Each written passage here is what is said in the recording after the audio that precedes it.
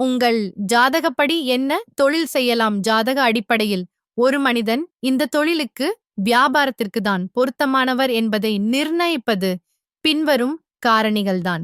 ஜாதகத்தில் எந்த கிரகமானது வலிமை பொருந்தியிருக்கின்றதோ அதற்கேற்பவே அந்த ஜாதகனுடைய தொழிலானது அமைகின்றது.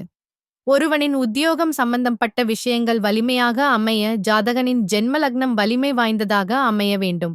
இந்த லக்னத்தை பெற்றவர்களுக்கு இந்தந்த தொழில் அமையும் என்று பொதுவான விதி உள்ளது. அதனை ஆராய வேண்டும்.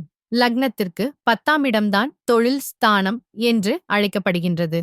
இந்த 10ஆம் இடம் வலிமை பெற்றதாக அமைய வேண்டும்.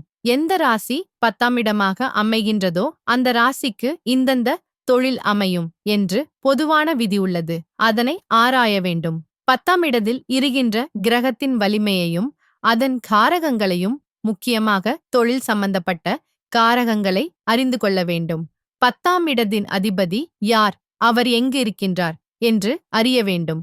அவரது வலிமையையும் காரகங்களையும் அறிந்து கொள்ள வேண்டும். 10ஆம் இடத்தின் அதிபதி தங்கியிருக்கின்ற வீட்டின் அதிபதி யார், அவர் எங்கு இருக்கின்றார் என்று அறிய வேண்டும். அவரது வலிமையையும் காரகங்களையும் அறிந்து கொள்ள வேண்டும். 10ஆம் வீட்டை யார் யார் பார்க்கிறார்கள் என்பது மிகவும் முக்கியமானது. கால், அரை, முக்கால் மற்றும் முழு பார்வை என்று ஜாதகத்தில் உள்ளது. எந்த கிரகம் எந்த பார்வையில் 10ஆம் வீட்டை பார்க்கின்றது என்று அறிந்து அந்த கிரகத்தின் வலிமையையும் காரகத்துவங்களையும் அறிந்து கொள்ள வேண்டும். மேலே சொன்ன காரணிகளை ஆராய்ந்து அனைத்து தொழில் காரகங்களையும் பட்டியலிட்டுக் கொண்ட பிறகு ஜாதகரின் மனது எந்தெந்த தொழில்களில் ஈடுபாடு கொள்கின்றது என்று அறிந்து கொள்ள வேண்டும். மேலும் ஜாதகர் ஏற்கனவே சில காலம் தொழில் வியாபாரம் செய்திருப்பாரேயானால் அவற்றில் எவ்வளவற்றில் அதிகம் சோபித்தார் என்றும் அறிந்து கொள்ள வேண்டும்.